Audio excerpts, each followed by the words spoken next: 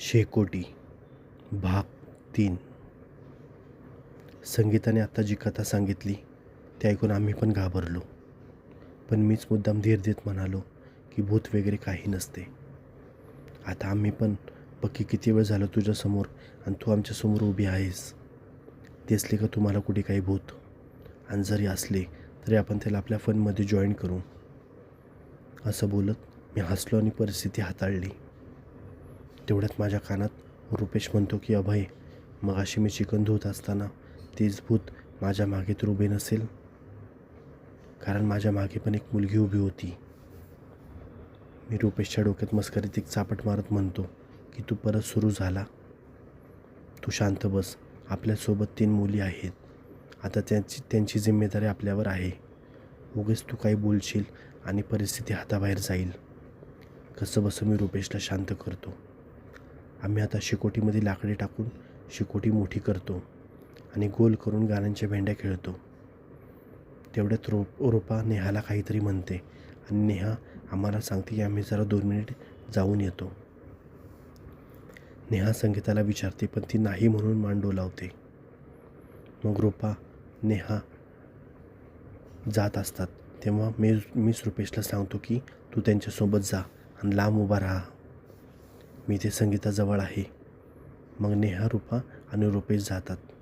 2 मिनिटांनंतर ते येतात आणि लांबूनच जोरात ओरडतात, अभय अभय बाजूला हो. माझं लक्ष त्यांच्याजवळ अजिबात जात नाही. मुळात त्यांचा आवाजच माझ्यापर्यंत येत नाही.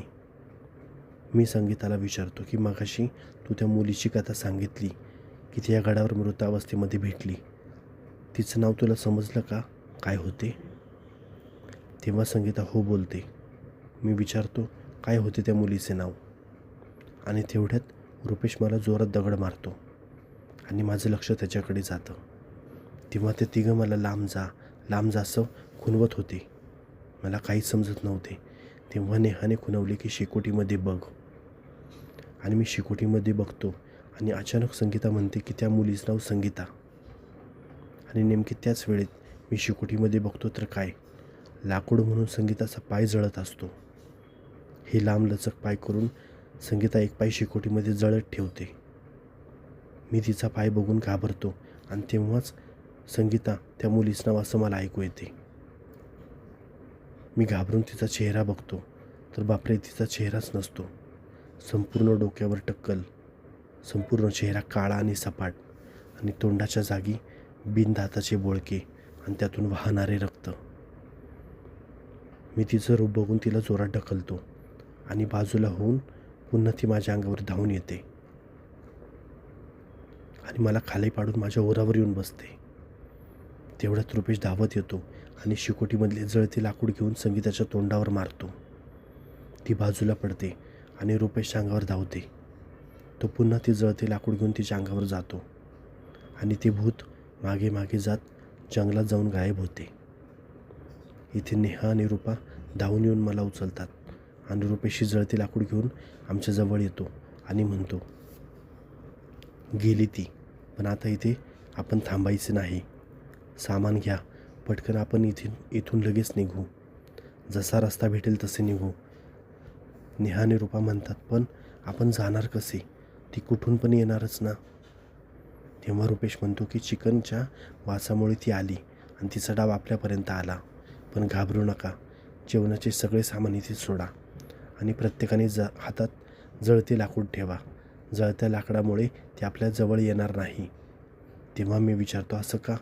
तेव्हा रुपेश सांगतो की अग्नीला भूतं घाबरतात. तेव्हा मीच रुपेशला सांगतो की अरे, आता थोड्या वेळापूर्वीच तिने तिचा पाय लांब करून शेकोटीमध्ये जळत ठेवला होता ना, मग कशी काय ती या जाळाला घाबरेल? तेव्हा रुपेश सांगतो की तुमचं लक्ष नव्हते, पण मी तिच्याकडे सुरुवातीपासून बारीक लक्ष देत होतो. तिने पाय घातला होता पण शेकोटीमध्ये नाही, तर शेकोटीच्या बरोबर शेजारी. आणि ती आग पण शेकोटीची नव्हती, तर ती आग तिने स्वतः जागृत केली होती. तेव्हा मी नेहाला आणि रूपा रुपेशला विचारतात की तुला कसे काय माहीत की भूत अग्नीला घाबरतात? तेव्हा रुपेश सांगतो की माझं लहानपण गावी गेलं आहे. माझ्या आजोबांनी मला सांगितले होते की चुलीतल्या जळत्या लाकडापासून भूते लांब पळतात. रुपेश बोलतो की चूल पेटून झाल्यानंतर मी तिथलीच लाकूड या शेकोटीमध्ये घातले होते. आणि माझी आजी सांगायची की जेव्हा आपण अन्न शिजवण्यासाठी चूल पेटवतो तेव्हा त्या चुलीमध्ये जी आग पेटते ती आग साधीसुधी नसून दिव्य अग्नी तयार होते. आणि त्याच दिव्य अग्नीमुळेच हे भूत आपल्यापासून लांब पळून गेले. नकळत मी रुपेशला मिठी मारली आणि थँक्यू, तू माझा जीव वाचवला असं बोलून त्याचे आभार मानले व त्याच्या पाठीवरून शाबासकीची थाप दिली. एवढ्या वेळ मी ज्याला मित्र समजत होतो तो एवढा हुशार आणि बहादूर निघेल याची मला कल्पना नव्हती. आम्ही पटापट सामान गोळा करून एक जळती लाकूड हातात घेऊन वाट शोधत चंद्रगडाच्या पायथ्याशी आलो. आता पहाट होत आली होती. आम्ही आमच्या हातातली जळती लाकूड खाली टाकून गाडीमध्ये बसून घरी निघून आलो. समाप्त.